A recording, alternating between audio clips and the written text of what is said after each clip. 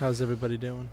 I'm doing good, Okay, Jay. here we go, guys. Hello. Hi, everyone, and welcome. Every time we start this, I just want to kill myself, too. Hi. I'm doing it different this time. I'm making everyone feel nice inside and uncomfortable. You sound like warm Rayvon and from welcome. Dallas Buyers Club. Oh, hey, everybody. Welcome to the Real Guys Snobcast podcast. I'm Tim. I'm Jay. And I'm Nick.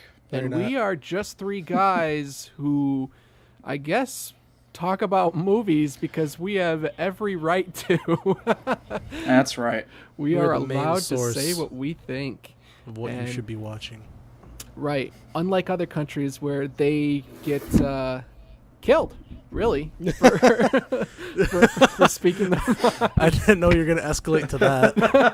That escalated quickly. That really got out of hand. But speaking of out of hand, this week we have Godzilla.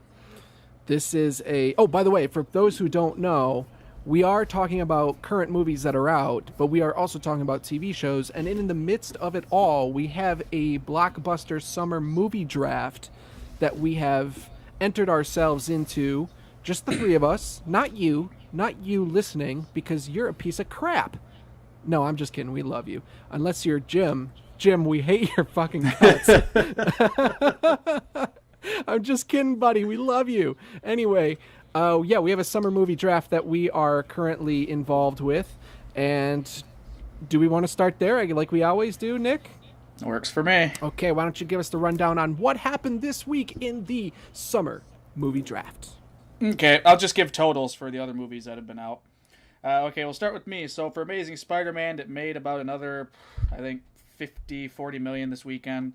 So with a budget of 200 million, my total for Spider-Man is negative 27,830,136. Hopefully next week that'll just even out and it'll just die on its own gracefully. Legends of Oz, yuck, made like 2 million this weekend on a budget of 70 million for a total of negative 63,435,523. More like Legends of Blaz. Basically, yeah. And then this weekend, I had the movie $1 Million Arm open starring John Hamm. That movie brought in 10,515,659 on a budget of 25 million for a total of negative 14,484,341. Yes, that's right. All three of my movies are negative. For a whopping total of negative $105,750,000. Spider-Man's still doing bad?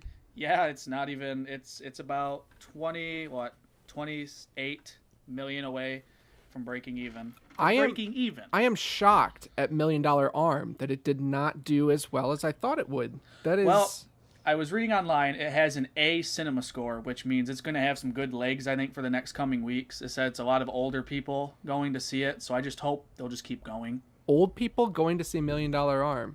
That's baseball. What do they think they're seeing? An actual baseball game? Probably. Okay. But, so hopefully, like I said, that'll just even out. I'm just hoping now that all, with this draft, Spider-Man with my will choices, even out. Spider-Man will even out. Even out. Yeah. Well, I don't know about $1 Million Arm. Sounds like you got yourself pretty much caught up in a real fuck up there. You know it. I think Spider-Man will even out for you. That will I'm balance sure, yeah. out. And, the only one that won't will be Legend of Oz so far, because that's just awful. Yeah, what the heck? I don't even... Was that listed in anyone's theater near them? It played here. It played No. It played in Owasso. Did it? I'm not surprised Yeah. they'll play anything there. Owasso and Midland, I'm sure. Yeah. Okay, so let's move on to Jay. Jay, Walk of Shame made you an extra... Actually, Walk of Shame is not playing anywhere anymore, so your total for that is your total for that. It's not even at the theater that plays anything. That's right. It made altogether $59,209 on a budget of $10 million, so your overall total for that for sure is not going to change. It's negative $10,059,199. That's not fine, Jay. You're always going to have a negative $10 million. That's not good, buddy. Neighbors made you quite a bit more this weekend. I believe that came in second again, or not again, but just second. That has made you so far It has made $90,591,100 on a budget of $18 million, which, last week it already surpassed that. So your total altogether for Neighbors is positive $72,591,100. That's good. That's good. It's my best movie, and I haven't even seen it. I know, same here. And then Devil's Knot, I still cannot find how much it's made, but I did find a budget this week. So at least we know the budget, but I can't do anything with it. The budget we'll for that slowly even learn had it. more and more. because it's come out in like 4 theaters. I can't find any websites updating Just it. 4. That's though, the nowhere prerequisite. else. That's the prerequisite is that it comes out in 4 theaters. If it comes out in 4 theaters, then we can actually consider it in the draft. Well, Devil's Knot was one of those movies that I added because we needed them to flesh out, so we each got the same amount to pick. So I didn't add that. So your total altogether, Jay, for Walk of Shame and Neighbors is positive $62,531,901. Devil's not coming out. That's right. Ever. And now, Tim, Chef made you like another, I think, 200 or 300,000 this weekend. Slowly but surely. Chef has made 991,564 on a budget of $5 million for a total of negative $4,008,436. I really would I got to be honest, like I follow the Facebook page for the movie, and they keep posting really long clips of the movie. Like I've almost seen the entire movie by now because they post like 3-minute clips, like a couple a week of different scenes from the movie. I don't know if they're outtakes or what, deleted scenes, but I got to tell you, I am intrigued to see Chef, Jon Favreau's movie. I really hope it opens up in more theaters. I've got a couple theaters near me that play a little bit of those indie type flicks, so I am hoping that there are more theaters that open up in the next couple weeks showing that movie. Yeah. And then this weekend you had the opening of Godzilla, which has made, in its first weekend, the second highest opening for 2014 so far, behind Captain America. Godzilla made $93,188,384 on a budget of $160 million for a total of negative $66,811,616, bringing your total to negative $70,820,052. I was expecting a good opening, but not that good. That's a damn good opening. That's good, isn't it? Yeah, and especially with only a budget of 160, it should clear that very easily in the next coming weeks and make you some. That is more open than Monica Lewinsky's legs. That's definitely a current reference there, Tim. Good job. Oh boy. I got to tell you though, let's just get right into it. Speaking of Monica Lewinsky's legs, let's get right into it. And let's talk about Godzilla. Again, talking about Monica Lewinsky. I'm sorry. I am so sorry. I apologize. I don't know where you even came up with that one. Well, it was random. Yep. Speaking of coming up with. Good Lord. Sorry. I am sorry. I apologize to everybody who listens, except for Jim, that fucking bastard. Jim, I doubt he listens. Does he listen to this?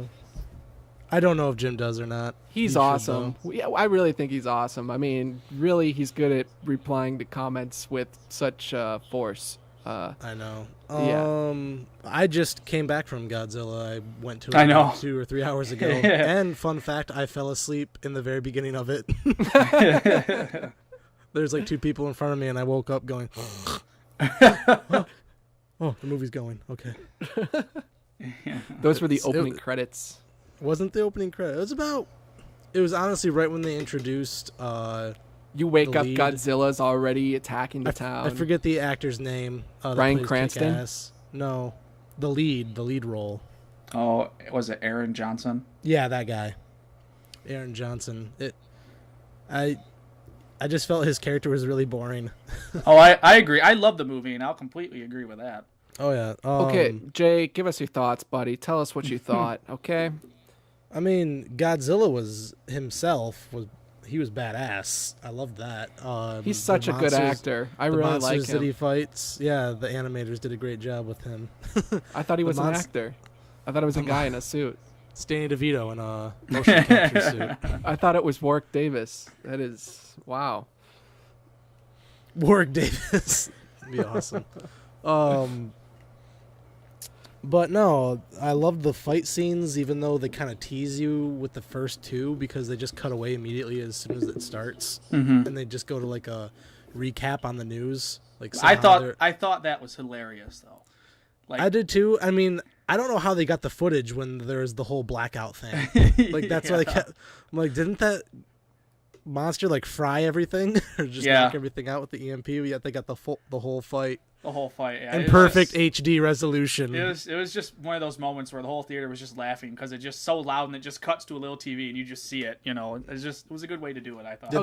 Did your theater laugh? I only had like 5 people in my theater. Well, I went Thursday night to like an advanced one or whatever. And my theater, it was pretty full. So yeah, the whole theater was cracking up at that part just because it was so loud and then it just cuts to all silence and the kid just watching it and you seeing just the monsters. Yeah, him and duking it. Yeah, it was funny. And just seeing his little arms are funny. Godzilla has like these little tiny, just little T-Rex arms, stubby mitts that he uses to try and. Okay, so what I'm hearing, again, I guess what we should say is you two are really trying to convince me to go see it because right now I have no ambition to see Godzilla, and I know it's on my draft. I picked it, and it was a movie that I want to do really well, but I have no intention to see this fucking movie. I don't want to see it. Unless you have, I mean, monster movies don't really interest you that much, I don't think. So. That's what I would ask, is do you like monster movies? Well, here's what I'll say, all right? Do I like monster movies? If the story's good, I like any movie, okay? Then don't go see it. Well, here's the thing. The story is pretty lacking. I was just going to ask that. Yeah, the story's lacking, but for a monster movie, it hits every point it needed to. Did anyone ever see the movie Monster? Same director, Gareth Edwards, which is really what probably gave him it is what gave him the job for this movie, right? They come out and actually said that the producers or whatever saw it and went, we need to give that guy a movie to do, and I think he's doing a sequel to Monster too. Yeah, they'd asked him, fuck what that. do you want to I don't give a shit about the sequel to Monsters because here's why. Monster was a very low, very, very, very low budget film, and what he did with such little money was incredible. The effects that he did and the way he shot it was very creative. And doing a Monsters 2 would just be like the Paranormal Activity movies where they have a higher budget but yet still make it look very low budget. It never works out. Will people go see it? Yeah, probably. But let's get back to Godzilla, though. So this is the same guy where, like you said, the producer said, let's give this guy, let's see what he can do with a bigger budget. And what better movie to do than Godzilla, the biggest monster movie ever, right? Godzilla. Yeah. So you're telling me that Godzilla himself was great. The visual effects were fantastic, and everything is good. Everything is good except the human characters. It seemed a lot that I had zero interest in. Yeah, that Aaron Johnson's character. They could have cut all the human stuff and just made it. They could still hit the points, Jay, in the movie that Aaron Johnson's character is into, like different parts where he's part of it, and just have made those random like army guys or whatever, and it still would have had the same weight because we don't know enough about his character. And I still felt the movie would have been better doing it that way. You know what I mean? Yeah, and I know, real quick, I know it's typical to be like, I wanted to see more Bryan Cranston because of the whole Breaking Bad fad, but honestly, he was the only character that was truly interesting. Yeah, because that upset me for a minute. I was like, really? But the minute I saw in the credits that it says "and Bryan Cranston," I went, oh shit. but you're right. His character was interesting. That was one of the things I brought up with the group I went with afterwards. I said, they have a good character there. His story was so good. The whole, is he crazy? Is he not? Obviously we know he's not because we're the viewers, but that would have been such a better character to follow than his son, who we just know, he's a bomb technician. I wonder if that's going to come into play later. So here's the thing, is that I've been hearing a lot of people shredding the story. I've heard these same comments that the monster, yeah, great, story awful, and I've been hearing a lot about how it's there are too many plots to follow. It carries too many stories. Why not focus on one good story rather than a few shitty subplots? I didn't notice many subplots. I mean, really, it's our army or our navy trying to figure out how to stop. But is it focused on that? Is the entire movie focused on that? Is it the entire time we're focused on that storyline? Well, but kind of, because Aaron Johnson's another character that's part of the story, but he's with that group because he's also in the group that's carrying out the Navy's plans. I'm hearing a lot about Aaron Johnson's character, nothing about Elizabeth Olsen, and she is also one of the lead. She's nothing. She's really nothing in that. Basically, just to have the character have a wife. She's in it for what, probably 15 minutes, Jay? Yeah, I think overall. Does Godzilla eat her? No, she had as much screen time as Bryan Cranston did. Basically, yeah, and Bryan Cranston was far more entertaining. But I just feel like, the story was not as good as I'd hoped. But really, when I go to see Godzilla, I'm not looking for a story. If you give me a story, cool, whatever. But I was still entertained a lot, actually, and was enough for me to say, good enough. It was good. I loved it. Godzilla was better than I hoped he'd be. He was a little chunky, but you know what? They had to make do with a guy not being in a suit. Jay, I cared more about Matthew Broderick's character than I did Dwayne fuck Johnson's. Matthew Broderick in there. Not... Why was he in there? Get him out of there. Get him out. Get him out of there. I'd have loved him just be running in the background with Hank Azaria taking pictures. Yeah. Singing while he does it. Jay, I want to ask you, is it Godzilla for you or Pacific Rim? If I had to choose between the two, I'd take Pacific Rim. And I'm the complete opposite. Because of No Charlie Day. Yeah, not just Charlie. No, they have interesting characters, an interesting story, and amazing fights. Yeah, well, go ahead, Jay. I'll bring it on. And the big gripe I see people complain about Pacific Rim was that, Jesus Christ, the monsters are just they're beating the shit out of them. Yeah, that's the point. They're supposed to. And then it's going to be this big ass showdown at the end. That's why it's so cool. The thoughts you brought up about Pacific Rim, the characters were markedly better than the characters in this, but I just feel like the way Guillermo del Toro filmed the fights in Pacific Rim, they were so close, and so I just couldn't tell a lot of times what was going on. Where I loved one of the things with Godzilla was Gareth Edwards filmed all the fights. There weren't, I don't think many, if there were at all, up close shots. All the fights shots were like really far back where you could see everything going on. I'd imagine at least Gareth Edwards would be a little bit more creative in the way that he's filming. He filmed it great. Fight sequences, like the full fight sequences you get in Godzilla are awesome. It's the best part of the film.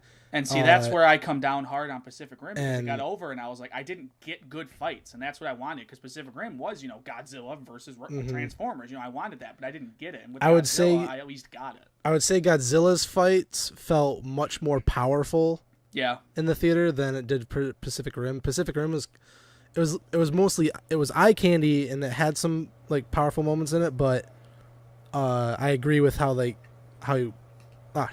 They transformed. Yeah, they transformed the shots. The fights were so close you couldn't tell what the hell's going on. I love that he kept the camera. So this was more practical. This was more practical. It looked more real and believable, is what you were saying. You got to see the fights. I mean, I'll tell you this, Jay. The one you said you didn't see it in IMAX because you don't have a true IMAX there.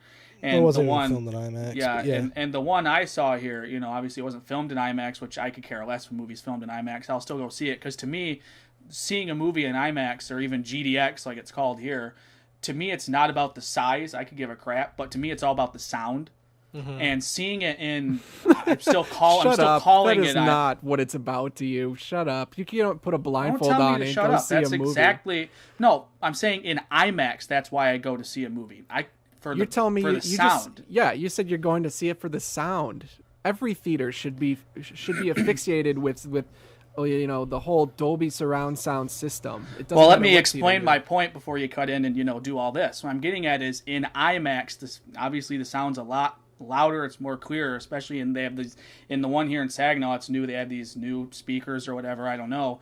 And I don't think in a regular theater there'd have been moments in this where, when like when the Muto screamed or had like the EMP things happen, Jay. I mean, it really shook the seats far more than it would when you see it in a regular theater. And to me, that was just helped it so much. Yeah. Anyway. The guy next to you was farting. That's really what was shaking the seats. I can smell a fart joke coming from Tim there. Yeah, I'm doing it right now. What I was gonna say? It might be a spoiler, it might not be, but just in case, spoiler alert. Fucking spoiler. The funniest thing in the whole movie was at the end when Godzilla is walking away, and there's a big jumbotron screen somewhere in the city that's like not wrecked, and there's like live feed of him walking, and the little tag at the bottom just says Godzilla, savior to our city, or no, King of the Monsters, savior to our city ? And I was like, who the fuck is filming that right now, and who put that on the King of the? Yeah, that's totally what they did. I just thought it was really funny. I loved, you guys, I heard if you stick around after the credits, you actually get to see the outtake reel from the entire movie. I didn't stay. Godzilla was just such a hoot. There's so many little bloopers involved there with Godzilla accidentally hurting stuntman, and it's fantastic.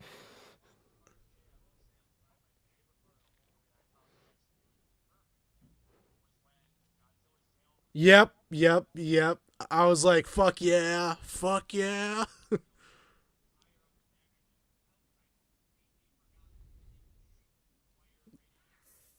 Oh yeah. I was waiting for it. Because people wanted it. All right, so Godzilla. Are people going to remember this movie? Yeah, I'd say so. Whatever. It's already I don't greenlit think for a so. sequel. Are they doing another one already? It's definitely better than... I forget God. what year it was, 1980 something, or was it a 90 film? The other guy. 98, Matthew I think. Broderick one. 98. So yeah, I'd say it's much better than the 98 one. Well, of course. I mean, well, I shouldn't say of course. That's not true. Well, here's the thing. Nick, you saw it twice, did you not? Oh, you were going to, though, right?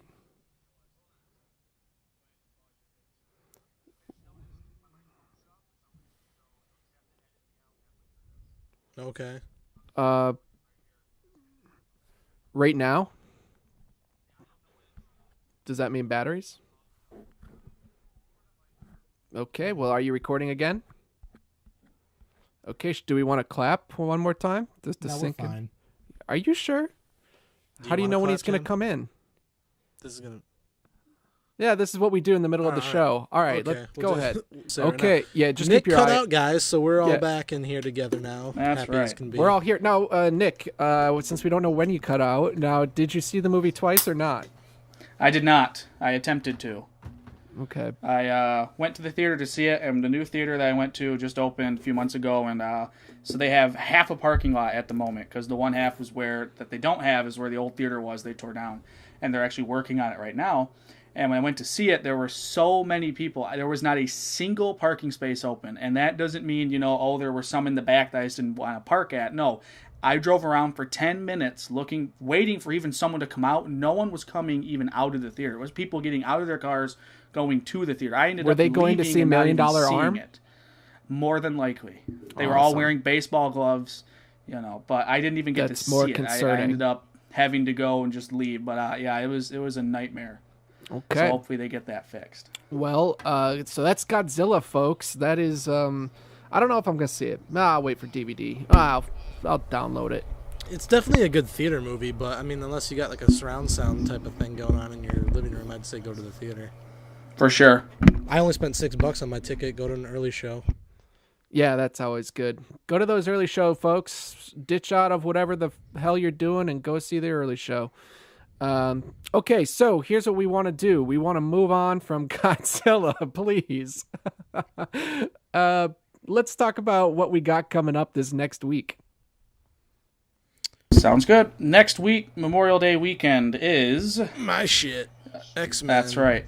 That's right. Jay has X-Men, Days of Future Past, Present, Tomorrow, whatever. Mm-hmm. And...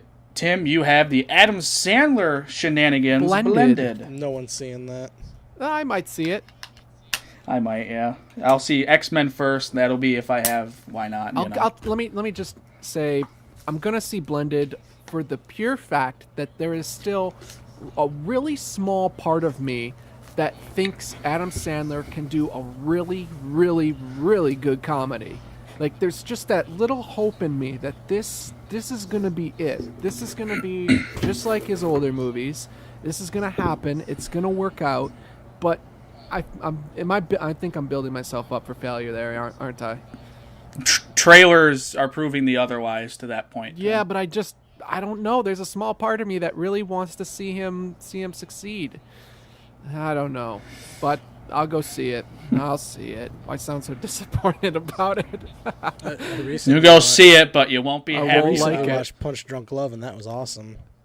I was like, why can't we have more of these? Of course. Come on, Sam. That's right. What else we got? Oh, I read online, Jay, that the creators of Hannibal are now changing their mind and may make Red Dragon season 4, but my thought is that they're just saying that to surprise us because the way they've been building it, I really think Red Dragon's next season. Talk to me. I want you to tell me about The Strain. Have we talked about that yet? On here, no. Because that looks so good. The Strain is a new series on FX from Guillermo del Toro based off of his book that came out, I want to say 2009. It's a trilogy, and it's basically this, it's really general plot here for you. I won't ruin much because the trailers tell you this. Thing. Basically, yeah, and it's about this CDC worker that has to figure out what's going on in a group of people that get together because the vampire, it spreads like wildfire through New York City. It's about this, they call him the Master. Like all the trailers you've seen, a lot of them say he is here, It's about the Master coming and trying to take over, the world. And it's just, has all this other stuff, and it's, Del Toro, it's very dark, and it's, I don't know, it just, the trailers give me a lot of hope that they're going to do it right, especially since it's on FX. I feel like they can get away with a bit more, and the books are fairly violent. Is that out yet? You get Hannibal on NBC, and how violent is that? I mean, I think FX is I've only been seeing promos for this. It's not out yet, is it? No, it's not out yet. They just announced a few days ago it comes out July 13th. Damn it, that's far. I know. It's not that far. But the trailers have been, I said, they're really good at doing different images from the book that looks pretty good. Did you see the heart in the jar one? Yeah, and the worm comes up. Yep, that looks good. And it's got a great cast too. I'm really excited. FX, you can always rely on them. They're solid. And speaking of new trailers and stuff, how about the Foxcatcher? Foxcatcher, Steve Carell. I'm telling you, I watched the trailer. As soon as the trailer's done, I'm like, sealed the deal for the Oscar nom. Yeah, as soon as I saw his face and everything, I'm like, oh man. Yeah, it looks good. It looks creepy. I love it. He looks creepy. What's weird is that it's very it comes across as very like Coen Brothers-esque. It's very very a dark murder. A dark thing, murder, yeah. But yet there's something uplifting about watching it. It's like that weird mix between dark and light. So yeah, very interesting. But it's not.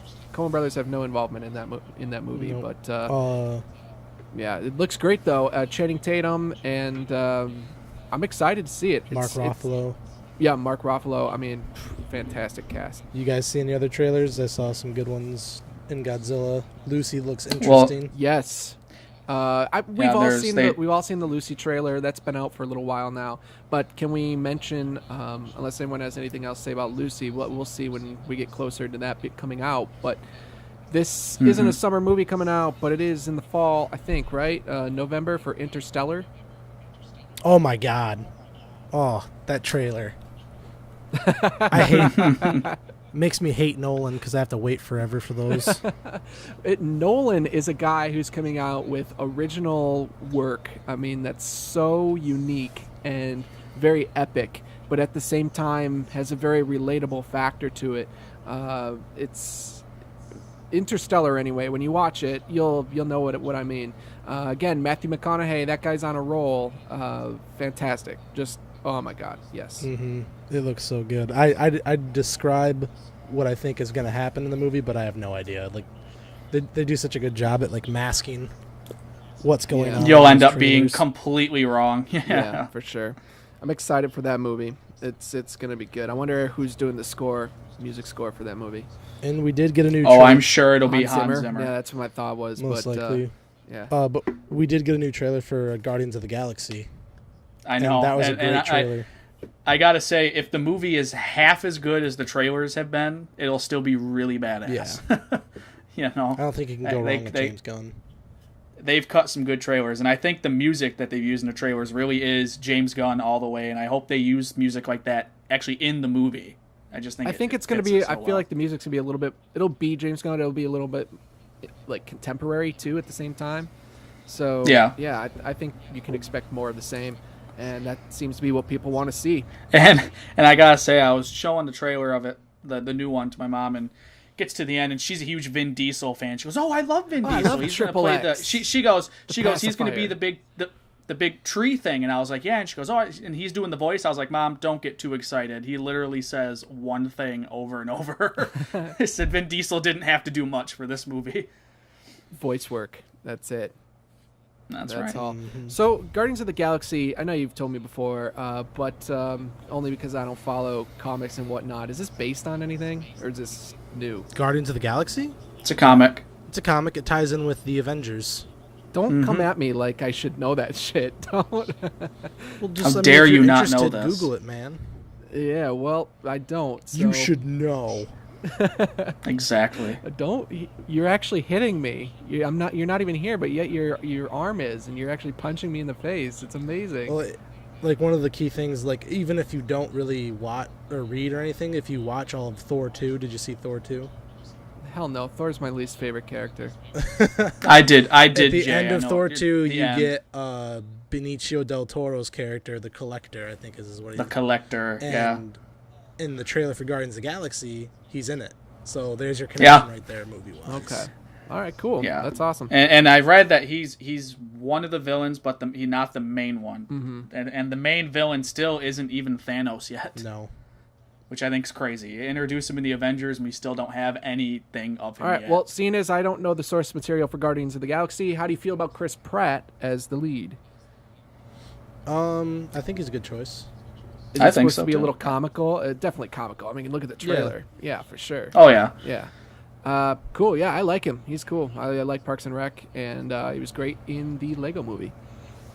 Yeah. He's a good actor. I've liked him for a while. Mm-hmm. He was in Moneyball. And speaking of Moneyball, we just talked about Foxcatcher. That's the same director right there. And Yeah, Bennett Miller. Bennett Miller, yeah. Boom. So there you go. There's another connection. Wonderful. Anything else you guys want to talk about before we wrap up here? Well, I must say, I am loving Fargo. It gets better and better on FX. We talked about them already, but wow, their content is solid. They got Louis, they got Fargo. I mean, they got Strain coming out. I mean, wow, fantastic. Yeah, we got Fargo tonight. Yep. Yeah. Yep. So turn on your damn TVs. And I don't know if either of you guys watch it, but tonight is also the finale of Supernatural, which has had a good season this year. Still don't care yet. Yeah, that's cool stuff. So that's what we got. Look, that's what we have to look forward to for next week, and that's what we got for shows this week.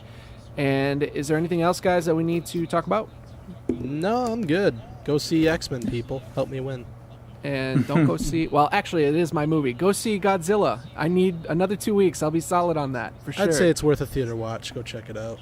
And if you haven't seen Spider-Man, for the love of God, go see it and give me my money. Don't go see it because of the content. Go see it just to help Nick out. He really needs your help. That's right. He's actually starting a Kickstarter right now for you to go see it. That's just right. extra money.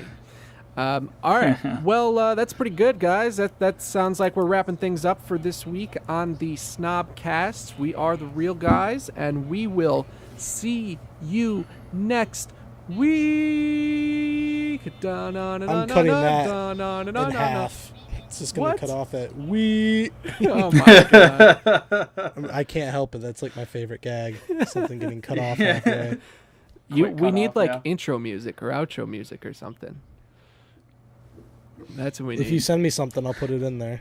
I actually just like the idea of ending it every week where Jay just said just ending it mid-sentence.